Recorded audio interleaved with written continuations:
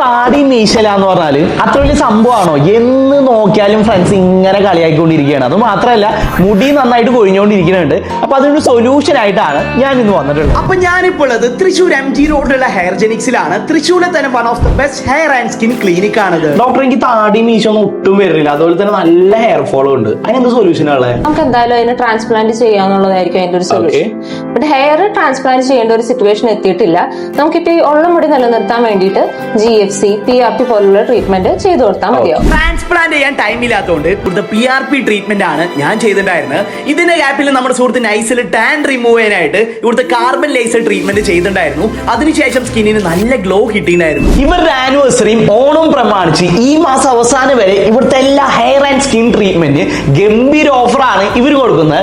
അതുകൊണ്ട് തന്നെ താടി മുടിയില്ലാത്ത നിങ്ങളുടെ ഫ്രണ്ട്സിന് എത്രയും പെട്ടെന്ന് ഈ വീഡിയോ ഷെയർ ചെയ്ത് കൊടുക്കുക. മറ്റൊരു വീഡിയോ ആയിട്ട് വരുന്നവരെ ബൈ.